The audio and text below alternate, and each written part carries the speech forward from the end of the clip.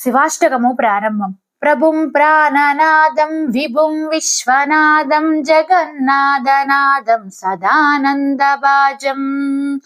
భవద్భవ్యభూతేశ్వరం భూతనాదం శివం శంకరం శంభుమీశానమీడే గలే దండమాలం తనౌ సర్పజాలం మహాకాలకాలం గణేశాదిపాలం జటాజూట గంగోత్తరైర్విశాలం శివం శంకరం శంభుమీశానమీడే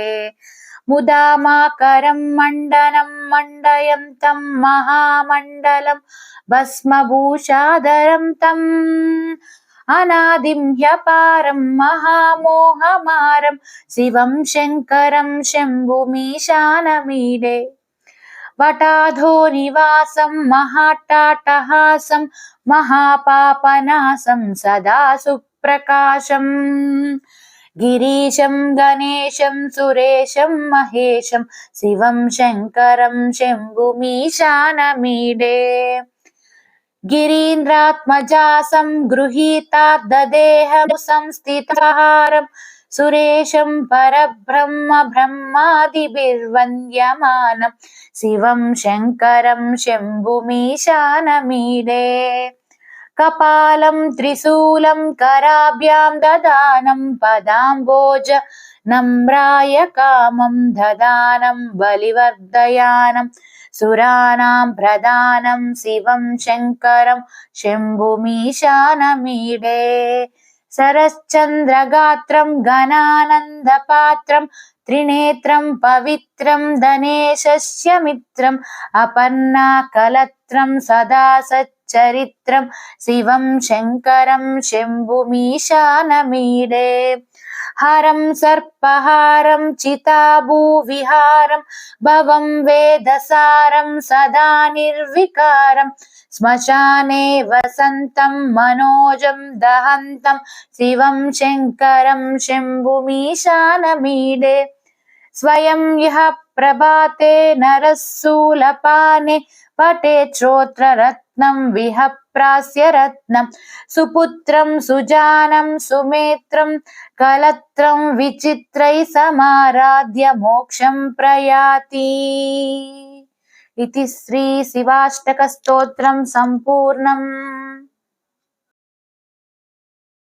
శివాష్టకము ప్రారంభం. ప్రభుం ప్రాణనాదం విభుం విశ్వనాదం జగన్నాథనాదం సదానందభాజం భవద్భవ్యభూతేశ్వరం భూతనాదం శివం శంకరం శంభుమీశానమీడే గలే దండమాలం తనౌ సర్పజాలం మహాకాలకాలం గణేశాదిపాలం జటాజూట గంగోత్తరైర్విశాలం శివం శంకరం శంభుమీశానమీడే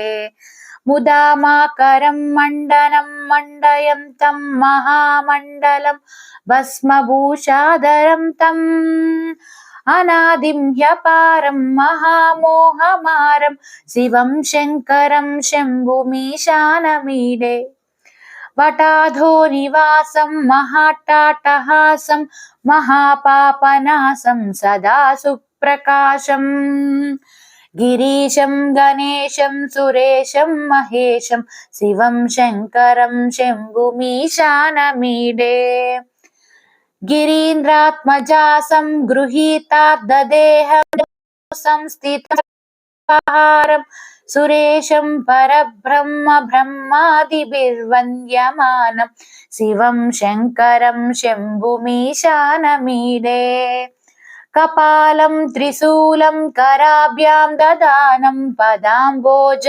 నమ్రాయ కామం దదానం బలివర్ధయానం సురాణాం ప్రధానం శివం శంకరం శంభుమీశానమీడే సరశ్చంద్రగాత్రం ఘనానందపాత్రం త్రినేత్రం పవిత్రం ధనేశస్య మిత్రం అపర్ణాకలత్రం సదా సచ్చరిత్రం శివం శంకరం శంభుమీశానమీడే हरं सर्पहारं चिताभूविहारं भवं वेदसारं सदा निर्विकारं श्मशाने वसन्तं मनोजं दहन्तं शिवं शङ्करं शम्भुमीशानमीडे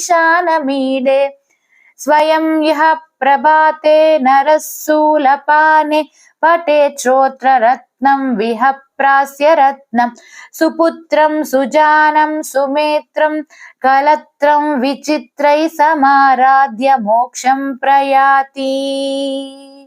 इति श्री शिवाष्टकस्तोत्रं सम्पूर्णम्।